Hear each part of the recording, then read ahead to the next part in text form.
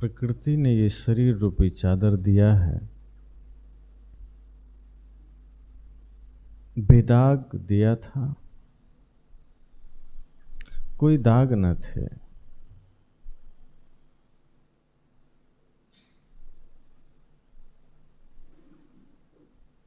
लेकिन हम निरंतर इसमें दाग लगाते चले जाते हैं। काम, क्रोध, लोभ, मोह के दाग, ईर्ष्या, द्वेष के दाग, तमाम विकारों के दाग से हम इसे पूरा बदरंग कर देते हैं। सदगुरु कबीर कहते हैं, दाग लग जाना आश्चर्य की बात नहीं है। जीवन में कोई दोष आ जाए कोई आश्चर्य की बात नहीं है। जिस प्रकार संसार की प्रवृत्ति है, जिस प्रकार हमारा संग है, जिस प्रकार माया प्रबल है, स्वाभाविक है दाग लग सकते हैं।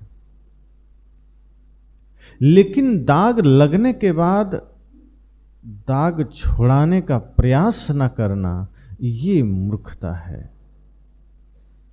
किसी कारण से दाग लग जाए कोई बात नहीं, किसी वजह से कोई दाग पड़ जाए कोई हैरानी की बात नहीं। लेकिन जब दाग लग जाए हमें निरंतर प्रयास करना चाहिए कि हम दाग मिटा सकें। और लोगों ने मिटाया है। साहब कहते हैं ना, ध्रुव प्रहलाद सुदामा ने ओढ़ी, ओढ़ के निर्मल कीनी। उन लोगों ने अपने दाग मिटाए। और साहब कहते हैं कि मैंने तो ऐसा ओढ़ा कि दाग लगने ही न दिया, ज्यों की त्यों धर देनी चदरिया। ये बहुत बड़ी बात है। दाग लगने ही ना देना, ये कोई सदगुरु कबीर ही कर सकते हैं, ये सबके बस की बात नहीं। लेकिन हां, लग जाए तो छुड़ाया जा सकता है।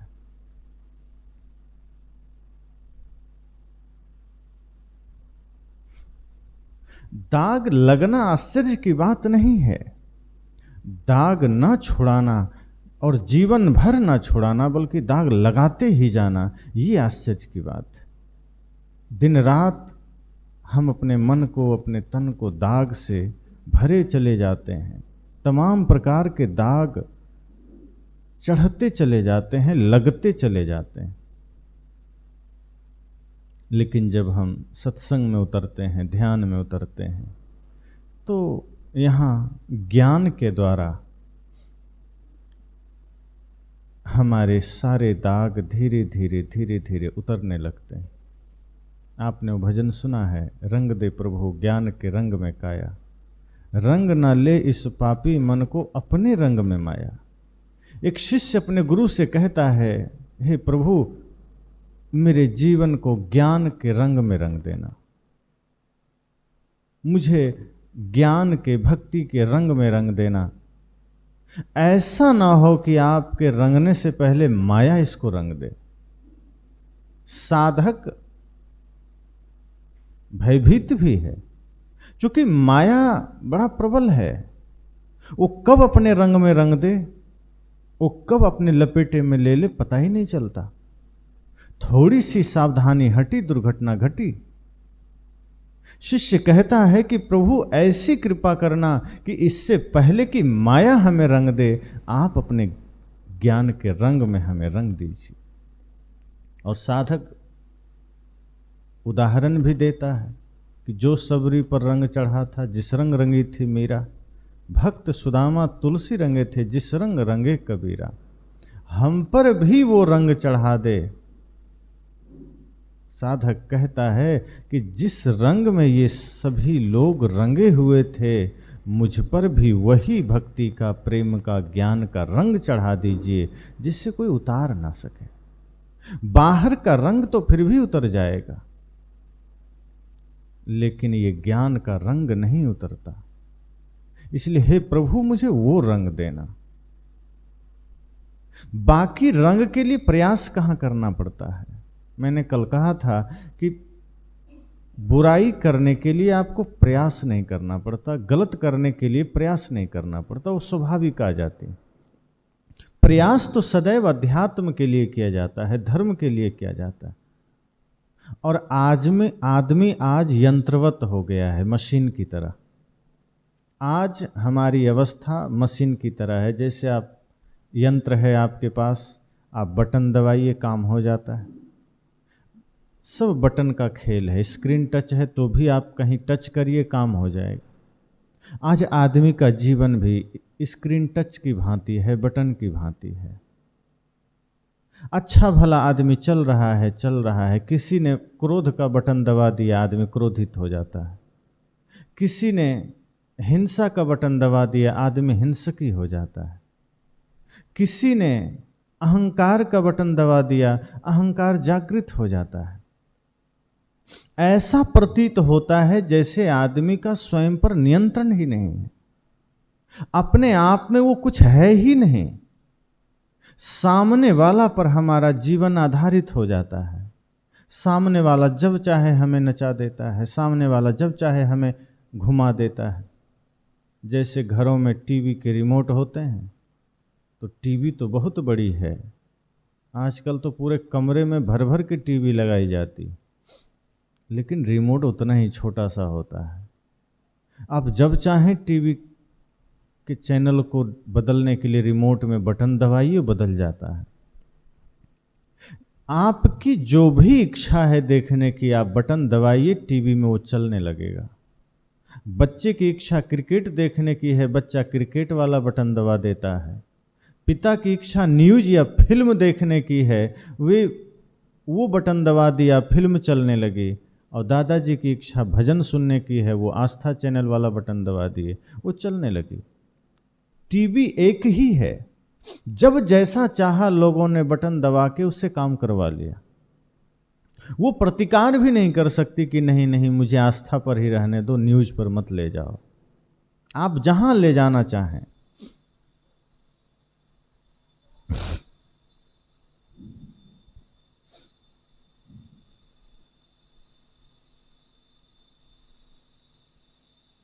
जैसे ले जाना चाहें, जहां ले जाना चाहें।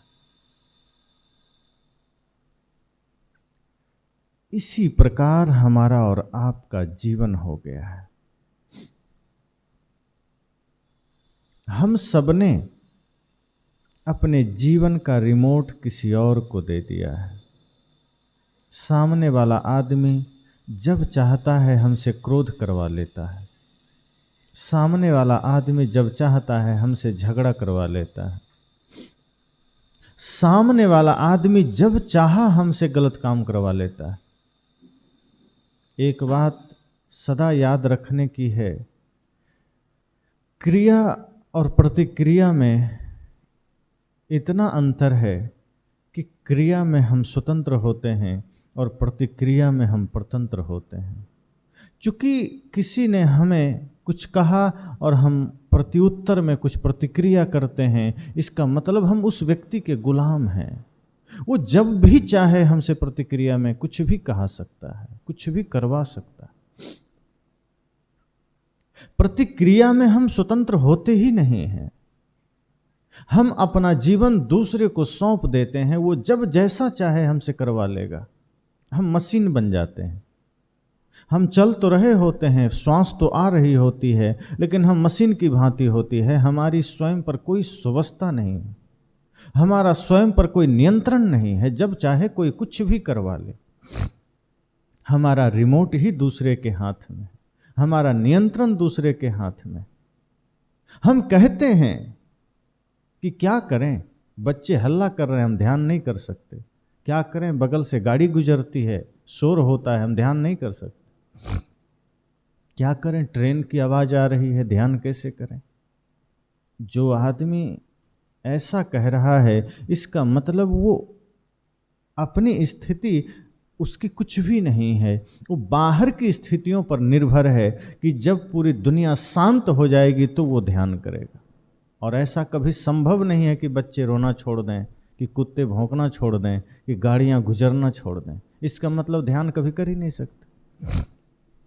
हमने स्वयं को परिस्थितियों पर निर्भर कर दिया है कि हमें गाड़ी में सुख मिल सकता है, हमें पत्नी में सुख मिल सकता है, हमें विभिन्न वस्तुओं में सुख मिल सकता है। और जब भी हम कहीं अपने से बाहर कोई केंद्र तय कर लेते हैं कि इसके वजह से मैं सुखी हो सकता हूं, तो जैसे ही वो केंद्र खिसकता है हम दुखी हो जाते हैं। क्योंकि बाहर के वस्तुओं का खिसकना अनिवार्य है, वो स्थिर रह ही नहीं सकता, उसका परिवर्तन अनिवार्य है। और जब हम अपना सुख का आधार बाहर मान लेते हैं, जब हम अपनी शांति का आधार बाहर मान लेते हैं, तो फिर हम शांत कभी हो नहीं सकते।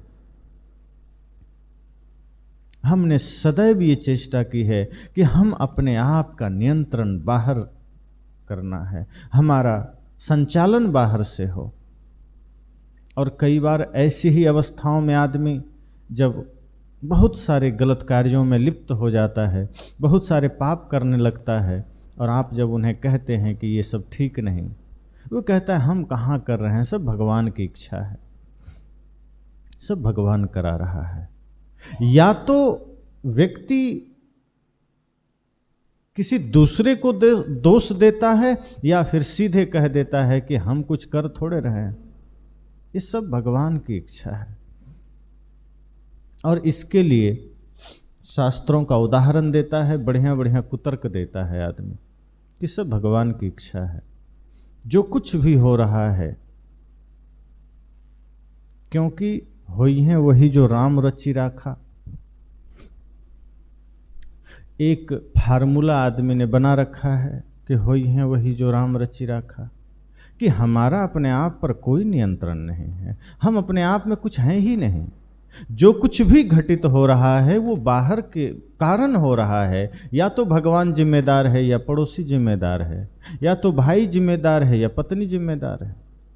हम ये कभी सोच ही नहीं पाते कि किसी कार्य की जिम्मेदारी मेरी भी हो सकती। यहां तक कि आदमी क्रोध भी करता है तो कहता है क्या करें, सामने वाले ने क्रोध दिला दिया। हम चाहते थोड़े थे क्रोध करना, हम चाहते थोड़े थे गाली देना, सामने वाले ने दिला दिया। कितनी बेतुकी बात है। सामने वाला चाहे अभी हमारे पास हीरा नहीं है, और सामने वाला खूब चाहे मेरे पास से हीरा निकलवाने की कोशिश करे तो निकलेगा। अगर मेरे जेब में हीरा है ही नहीं तो सामने वाला चाहे कुछ भी कर ले, मेरे जेब से हीरा नहीं निकले। पर यदि है तो निकलेगा। अगर हमारे जेब में, हमारे पास क्रोध है, तभी तो सामने वाला निकालने में सक्षम हो रहा है। अगर क्रोध है ही नहीं तो कैसे कोई निकाल लेगा। छत के ऊपर टंकी है, उसमें आपने जल भर दिया है, जहां भी पूरे परिसर में लोग टोटी खोलेंगे जल मिलेगा। कोई संत जाकर टोटी खोलें तो शुद्ध जल मिले, और कोई बाहरी आदमी खोले तो क्या तेल मिलेगा। टोटी में अगर जल ही जल भरा है तो आदमी कोई भी आ जाए, साधु आ जाए, चाहे चोर आ जाए, चाहे पाकिस्तान का आदमी आ जाए, टोटी खोलेगा उसे वही जल मिलेगा जो मुझे मिलेगा। हमारे अंदर यदि प्रेम ही प्रेम है तो कोई भी व्यक्ति हमारे भीतर से क्रोध जागृत कैसे कर पाएगा। अगर हमारे भीतर सिर्फ करुणा ही करुणा है तो कोई व्यक्ति कितना भी कोशिश कर ले, हमारे भीतर से वो क्रूरता कैसे निकाल सकता है। अगर हमारे भीतर विनम्रता ही विनम्रता है तो सामने का व्यक्ति कितना भी प्रयास करे, हमारे भीतर से अहंकार को बाहर नहीं ला सकता। वस्तुतः हमारे भीतर वो विकार मौजूद होते हैं, बस दबा होता है। जैसे कहीं आग लग जाए और बाद में वो आग शांत हो जाए, लेकिन अंदर वो आग पड़ी हो, ऊपर से सिर्फ सफ़ेद सफ़ेद राख दिख रही हो। अब दिखाई तो नहीं दे रहा कि आग है, लेकिन कहीं गलती से उसमें पैर पड़ गया तो आग अपनी पहचान बता देता है। सप्ताह भर फिर पैर में पट्टियां बांधे घूमते रहिए। ऊपर से जरूर राख था, लेकिन जब पैर अंदर गया तो पता चला कि नहीं, राख के अंदर आग है। तो जो कुछ हम थोड़ा ध्यान सत्संग करते हैं, जो कुछ हम थोड़ा उपासना पूजा करते हैं, इसकी एक छोटी सी परत पड़ जाती है, एक छोटी सी चादर हमारे आगे खड़ी हो जाती है, एक चादर में हम थोड़ा ढक जाते हैं। सामने से ऐसा प्रतीत होता है कि वाह क्या भक्ति है, क्या सत्संग है, पर जब वो चादर का हल्का सा पर्दा कभी हवा में हिलता है तो भीतर से क्रोध बाहर आता है, तो भीतर से वो कामना बाहर आती है, भीतर से वो विकार बाहर आते हैं। जैसे कहीं गंदगी हो, साफ करने के बजाय उसे चादर से ढक दिया जाए तो दूर से तो प्रतीत होगा कि बहुत बढ़िया सुंदर पर्दे, सुंदर चादर बिछाए गए हैं, लेकिन गलती से कोई वहाँ जाके बैठ जाए तो जितनी देर बैठेगा नाक पर रुमाल लेके बैठेगा, उसे समझ नहीं आएगा दुर्गंध आ कहाँ से रहा है, क्योंकि अंदर की गंदगी मिटाई नहीं गई, बस एक चादर लगा दिया गया ताकि वो दिखे नहीं। हम अपने भीतर के विकारों को मिटाने के प्रयास में नहीं हैं, किसी तरह उसे ढक देते हैं सामने वाले को पता ना चले, लेकिन वो ऐसा है कि वो कहीं ना कहीं बाहर आ ही जाता है, और तब हम उसकी जिम्मेदारी नहीं लेते कि हाँ ये मेरे वजह से हुआ।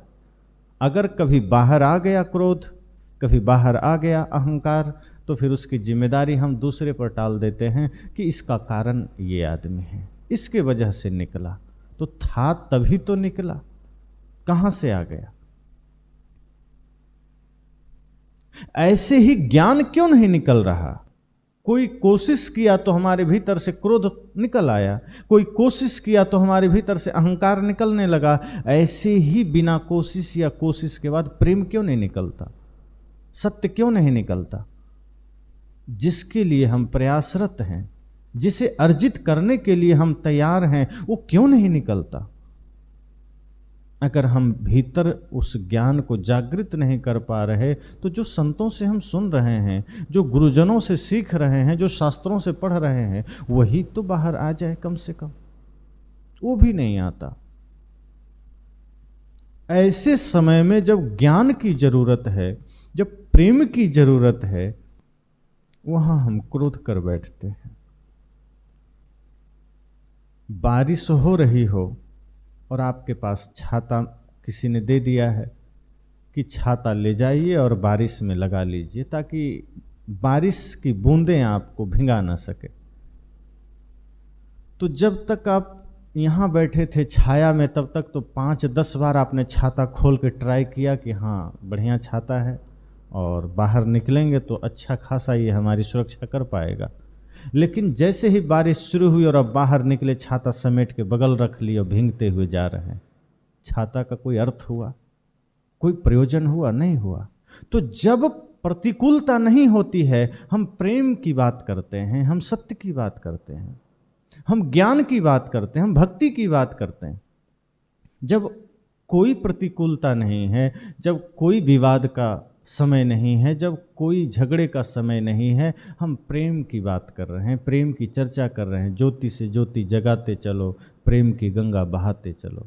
यह तो घर है प्रेम का, खाला का घर ना है, या 2.5 आखर प्रेम का पढ़े सो पंडित हो। हम चर्चा कर रहे हैं, लेकिन बाहर निकलते हैं और किसी ने हम पर गुस्सा कर दिया, फिर हम वो प्रेम का अस्त्र वहीं छोड़ के आ जाते हैं। वहाँ हम भी गुस्से में बात करने लगते हैं, हम छाता घर पर ही छोड़ देते हैं। अब जरूरत है उस प्रेम की, जहां जरूरत नहीं थी वहां हम गुणगान कर रहे थे, जब उसकी आवश्यकता नहीं थी हम प्रेम की चर्चा कर रहे थे।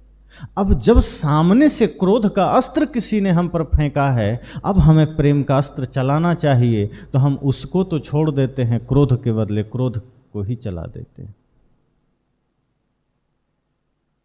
इसी क्रिया के बदले हम प्रतिक्रिया में लग जाते हैं। आदमी चाहा और हमने वैसा ही कर दिया। इसका परिणाम, इसका अर्थ क्या हुआ, इसका मतलब क्या हुआ कि जो हमने ज्ञान, जो हमने ध्यान किया है वो बाहर बाहर किया है, वो अभी हमारे भीतर जागा नहीं है, इसलिए वो कमी पड़ जा रही है। जो चीज जागृत हो जाए फिर वो अक्षय हो जाता है, उसका फिर क्षय नहीं होता। जिसे कहते हैं ना कि ये अक्षय तुनिर है, राम जी को किसी ने दिया था कि जितना बाण चलाओ तुनिर में बाण घटता ही नहीं था। अक्षय कोष है, जितना उसमें से धन निकालो वो धन घटता ही नहीं था। हम अपने भीतर के उस अक्षय ज्ञान कोष को जागृत ही नहीं कर पाते। जितना बाहर से लेते हैं वो उतना खत्म ही कर देते हैं, वो भीतर से जागृत नहीं होता। और जब भीतर जो जागृत ना हो पाएगा तो फिर हम चल नहीं पाएंगे, फिर समस्या खड़ी होगी। टंकी में आप 1000 लीटर पानी भर दीजिए, आपने बाहर से भर दिया है, अब उसमें से 1 गिलास पानी आप निकाल लीजिए तो टंकी में क्या होगा, 1 गिलास पानी कम हो जाएगा। 1 गिलास पानी आपने निकाला तो ऐसा नहीं कि फिर 1 गिलास भर जाएगा। जब तक आप भरे नहीं तब तक उसमें 1 गिलास पानी कम है, क्योंकि उसमें बाहर से आपने डाला है, उसकी अपनी कोई उपलब्धि नहीं है, उसने अपना कोई अर्जन नहीं किया है, वो मात्र आपने जो दिया है वो आपको दे देता है, उसकी अपनी कोई कमाई नहीं है। लेकिन कुआं से आप 1 बाल्टी पानी निकाल लें तो क्या होगा, 1 बाल्टी पानी घटेगा उसमें। आप 2 बाल्टी निकाल लीजिए, आप 10 बाल्टी निकाल लीजिए, पूरा कुआं खाली कर दीजिए शाम को और सुबह देखिए फिर जितना का उतना। क्यों? क्योंकि उसमें बाहर से आपने डाला नहीं है, वो उसकी कमाई है, वो खुद प्रकट कर रहा है, उसके भीतर से वो प्रकट हो रहा है। आप निकालते जाइए, उसके अंदर से प्रकट होते जाएगा। जब ज्ञान, जब ध्यान हमारे भीतर से जागृत होने लग जाए फिर वो घटता नहीं है। फिर कोई कितना भी लेना चाहे, कितना भी निकालना चाहे, घटता नहीं। लेकिन जो चीज़ें हमने सीख के डाल लिया है, तो कोई क्रोध करता है तो ज्ञान वहाँ फिर काम नहीं करता, वहाँ फिर क्रोध निकल के आता है। क्योंकि अभी हमने क्रोध का कुआं बना रखा है, अभी हमने हिंसा का कुआं बना रखा है, अभी हमने नफरत का कुआं बना रखा है। इसलिए अगर कुछ स्वाभाविक निकलता है तो क्रोध निकलता है, प्रेम नहीं निकलता। अगर कुछ स्वाभाविक निकलता है तो वो हिंसा निकलती है, अहिंसा नहीं निकलती।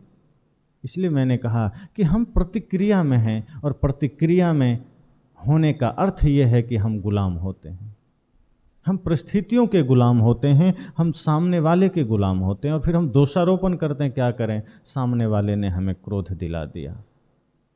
हम कभी नहीं सोचते कि इस समस्या का कारण मैं भी हो सकता हूँ। किसी से आपका झगड़ा हो जाए, आप 5 मिनट के लिए सोच के तो देखिए कि कहीं इस झगड़े का कारण मैं स्वयं तो नहीं हूँ। लेकिन हमारा मन ये सोचने को राजी नहीं है। और सच तो ये है कि जब हम ऐसा सोच लेते हैं कि कहीं इस झगड़े का कारण मैं तो नहीं हूँ, झगड़ा समाप्त हो जाता है। क्योंकि फिर मुझे लगने लगता है, फिर आप महसूस करते हैं कि हाँ, इसका कारण हम हैं, सामने वाला नहीं है। दोष मत दीजिए सामने को। अगर हम चाह लें तो कोई हमसे झगड़ा नहीं कर सकता, अगर हम ठान लें तो कोई हमें क्रोध नहीं दिला सकता। हम प्रतिक्रिया में पड़ के स्वयं को गुलाम बना लेते हैं। तो मैंने कहा कि कभी कभी तो आदमी को दोष देता है, कभी भगवान को दे देता है कि भगवान ही सब कुछ कर रहा है, उसकी इच्छा के बिना कुछ भी नहीं होता। और ये इतने अनर्थ की बात है कि सोच करके ही आश्चर्य होता है कि आदमी इस चिंतन को कैसे विकसित किया होगा। चाहे इस्लाम में हो, चाहे हिंदू समाज में हो, चाहे ईसाई में हो, सबकी मान्यता इसमें एक सी है कि खुदा ही जो करते हैं वही होता है, जो भगवान करते हैं वही होता है।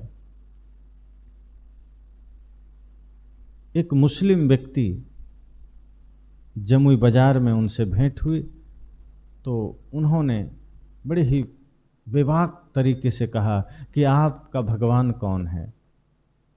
मैंने सहजता से कहा माता पिता गुरु को ही मैं भगवान मानता हूँ। उसने कहा फिर आपको धर्म का थोड़ा भी पता नहीं, जो किसी भी मनुष्य से पैदा ले वो भगवान हो ही नहीं सकता, इसलिए आप भगवान का कॉन्सेप्ट ही नहीं समझते हैं। तो तब तक मुझे पता नहीं था वो मुस्लिम है। मैंने कहा तो आप ही बता दें। कहा जो किसी भी माता पिता से जन्म नहीं लेता है, जो अजन्मा है, वो खुदा ही सर्वोपरि है, वो भगवान ही सर्वोपरि है, और हमारे यहाँ यही कॉन्सेप्ट है। तब मुझे थोड़ा आभास हुआ कि ये इस्लाम जगत से है। मैंने कहा ठीक है, अगर आप ये कहते हैं कि भगवान अजन्मा है, और फिर उन्होंने ये भी कहा कि इस धरती पर जो कुछ भी घटित हो रहा है सब में उसकी सत्ता है, सब उसकी ही मर्जी और उसकी ही इच्छा से हो रहा है। उसकी इच्छा के बिना यहां मैं भी आपसे बात नहीं कर रहा हूं। तो मैंने कहा ये तो धन्यवाद है आपको कि आप इतना समझते हैं, तो कुछ बातें हमें भी समझा दीजिए। उन्होंने कहा बताइए। मैंने कहा ठीक है, तो निहायत ही आपका खुदा रहम दिल वाला होगा। कहा बिल्कुल। मैंने कहा पूरे सृष्टि में उससे ज़्यादा शक्तिशाली कोई नहीं होगा। कहा बिल्कुल। मैंने कहा इस पूरे जगत में जितने भी शक्तिशाली लोग हैं उन सबका स्रोत वही होंगे। कहा हाँ। मैंने कहा वो रहम दिल वाला है, शक्तिशाली हैं, सामर्थ्यशाली हैं, ब्रह्मांड को नियंत्रण करने वाले हैं। तो जरा ये बता दीजिए कि आज इस पूरी दुनिया में जितने भी भ्रष्टाचार हो रहे हैं, इसका मतलब सबका मुखिया आपका खुदा है? क्योंकि भ्रष्टाचार जो हो रहा है तो सब कुछ का मालिक वही है, तो पाप का भी मालिक तो वही हुआ।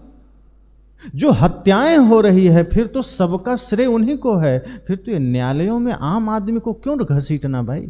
खुदा को लाओ, उनको सामने खड़ा करो। अगर सजा भी हो तो खुदा को हो। वो तो चिढ़ गया, कहा आप खुदा के लिए ऐसा बोल रहे हैं? मैं कहा मैं नहीं बोल रहा, आप बोल रहे हैं। जब सब कुछ का मालिक वही है फिर तो सारे पापों का मालिक भी वही हुआ। और जो सारे पापों का मालिक है, जो सारा पाप करा रहा है, तो निश्चय ही वो रहम दिल वाला तो नहीं हो सकता ना, वो करुणावान तो नहीं हो सकता, वो शक्तिशाली तो नहीं हो सकता।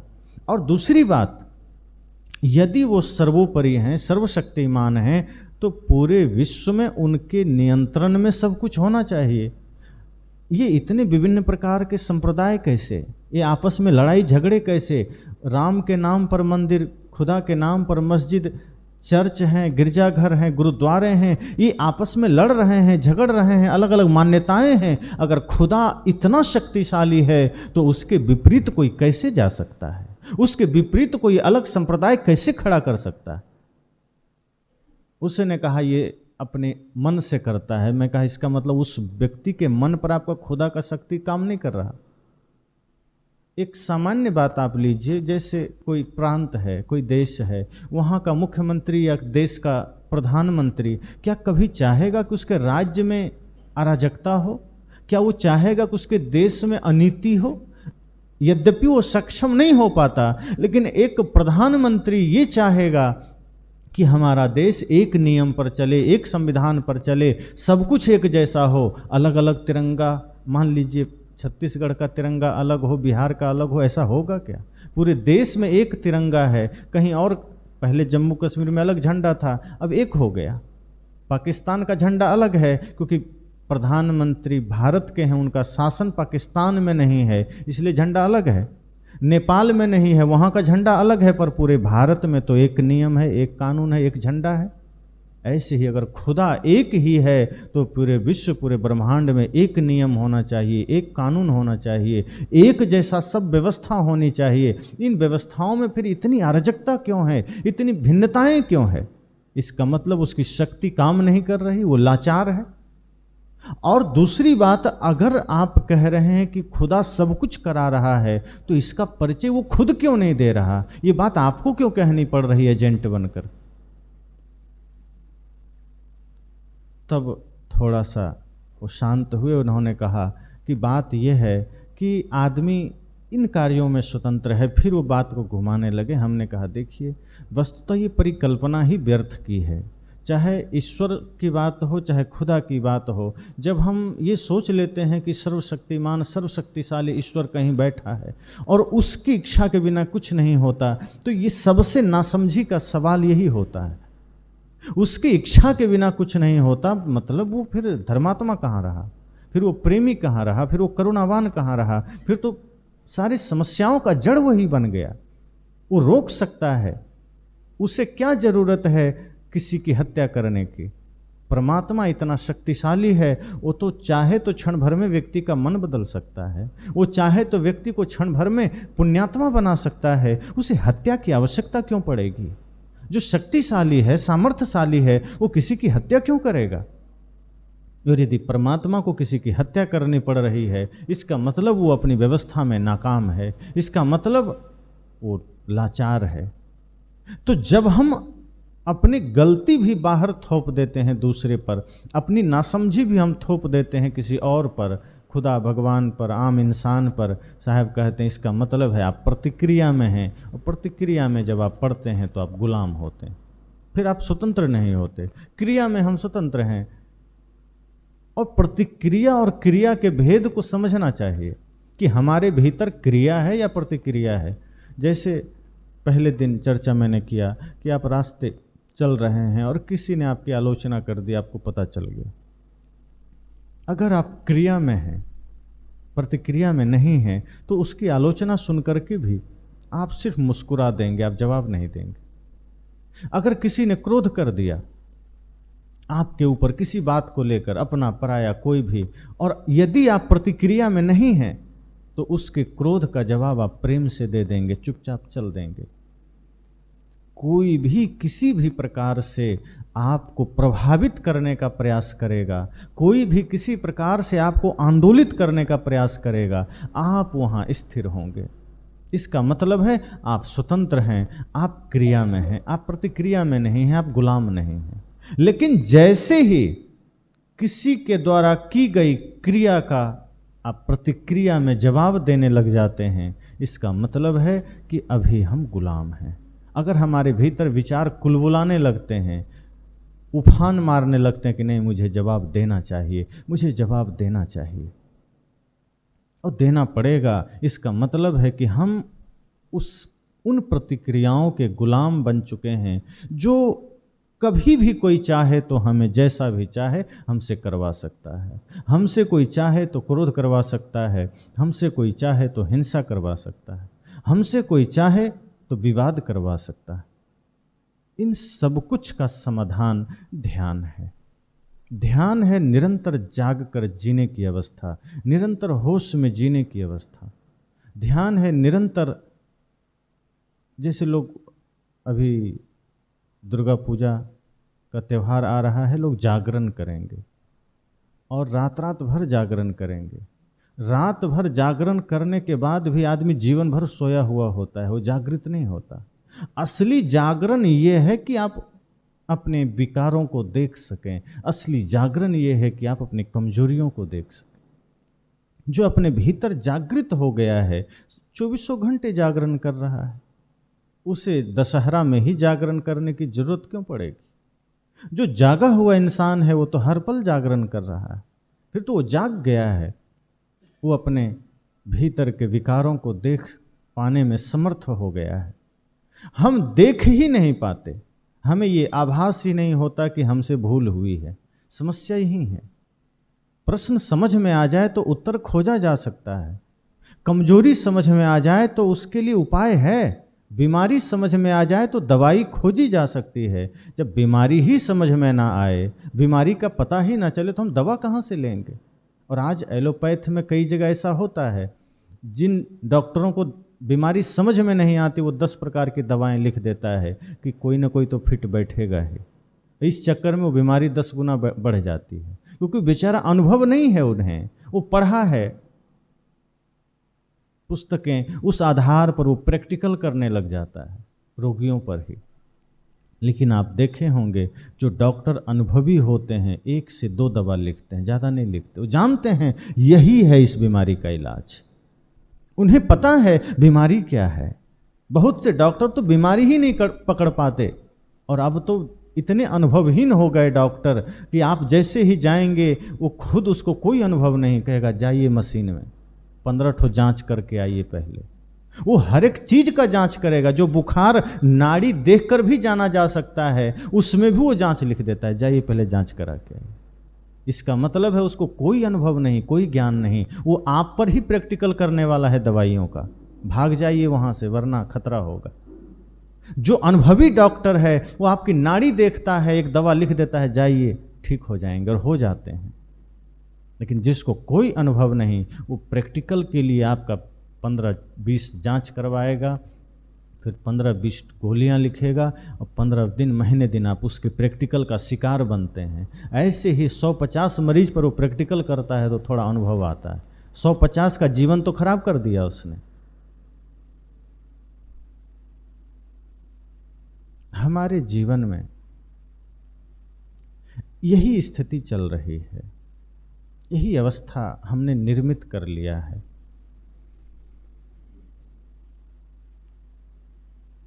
परफेक्ट समाधान ध्यान से संभव है, हर एक समस्या का समाधान संभव है, हमारे जीवन के हर एक प्रश्न का समाधान संभव है, पर हम समझ ही नहीं पाते कि हमारे भीतर समस्या क्या है। हम उसे ही नहीं खोज पाते, हमें यही पता नहीं चलता है कि हमसे भूल क्या हुई है।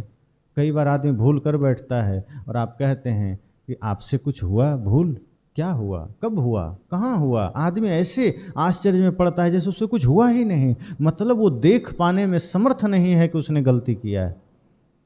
इसलिए सबसे पहले ध्यान का काम क्या है, वो आपको दृष्टा बना देता है कि आप पहले देखिए। चूंकि बाहर हम इतना देखने लग गए हैं कि स्वयं के भीतर की कमियां हमें देखना ही नहीं आता। हम संसार का दृष्टा इतना ज्यादा बन गए हैं कि हमें अपनी कमियों का आभास तक नहीं होता। ध्यान हमें स्वयं का दृष्टा बनाता है, ध्यान हमें अपने आप का साक्षी बनाता है कि आप खुद का साक्षी बनिए कि आपका मन क्या कर रहा है, आपकी इंद्रियां क्या कर रही है। और जब आप स्वयं का साक्षी बनते हैं तो आपके भीतर एक छोटी सी भी भूल की चिंगारी उठेगी, आपको आभास हो जाएगा। जब आप स्वयं का साक्षी बनेंगे तो आपके भीतर एक छोटी सी भी गलती तरंगित होगी, आपको पता चल जाएगा। और जब गलती का पता चल जाए तो उसे मिटाना बड़ा सरल हो जाता है। आदतों का पता चल जाए तो उसे सुधारने में बड़ी सहायता मिलती है। जो व्यक्ति शराब पी रहा है, अगर उसे लगता ही नहीं कि शराब गलत है, वो क्यों छोड़ेगा। जो व्यक्ति चाय पी रहा है, उससे अगर ये पता ही न चले जीवन भर की चाय गलत है, तो किसी के कहने पर क्यों छोड़ देगा। लेकिन जैसे ही उसे आभास होता है, उसे पता चलता है कि हाँ चाय गलत है, आप कहें ना कहें वो छोड़ देता है। जैसे अंधेरे में कोई आदमी रस्सी पकड़ ले, कोई कितना भी कहे रे क्यों रस्सी पकड़ा है, अरे हमें काम है, वो नहीं छोड़ेगा। लेकिन हल्का सा प्रकाश हो और पता चले कि रस्सी ने हम सांप पकड़ लिए हैं, अब कितना भी कोई कहे नहीं फेंकना मत, फिर रोकेगा वो, फेंक देगा वो, हड़बड़ी में उसी के ऊपर फेंक देगा, क्योंकि उसे पता चल गया कि ये सांप है, रस्सी नहीं है। तो जब हम देखना जान जाते हैं, और देखा कब है, जब हल्का प्रकाश हुआ। अंधेरे में तो नहीं दिखा, अंधेरे में तो उसने सांप को रस्सी समझ लिया था। जब ज्ञान हमारे भीतर नहीं है, ध्यान नहीं है, तो अंधेरे में हमने संसार को ही सत्य समझ लिया है, हमने विकारों को ही सत्य समझ लिया है, अपना हितैषी समझ लिया। और कोई कितना भी कहता है कि ये नशा छोड़ दो, तो अंधकार में नशा तो अच्छा ही लगता है। कोई कितना भी कहता है क्रोध छोड़ दो, तो अंधकार में तो क्रोध अपना मित्र ही लगता है। हम छोड़ने को राजी नहीं हैं। हम भले मित्र को छोड़ देते हैं, परिवार को छोड़ देते हैं, अपनी बुरी आदतों को नहीं छोड़ते। ध्यान वहाँ प्रकाश की व्यवस्था कर देता है।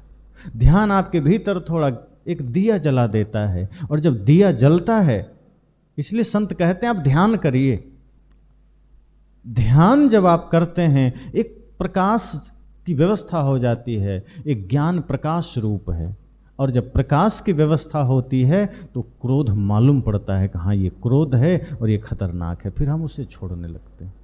तो आदतों का पता चलता है कि ये चाय पान बीड़ी सिगरेट मांस मछली अंडा, तब उस ज्ञान के प्रकाश में उसकी बुराइयां हमें पता चलती है, उसकी गंदगी हमें पता चलती है। फिर हमें कोई कहे ना कहे, हम छोड़ देते हैं। इसलिए ध्यान बहुत जरूरी है, बहुत आवश्यक है। तो हम सब इसीलिए इस साप्ताहिक शिविर में उपस्थित हुए हैं कि हम निरंतर अपने मन का दृष्टा बन सकें, हम अपने आप का दृष्टा बन सकें। अब हम लोग आधे घंटे ध्यान करेंगे।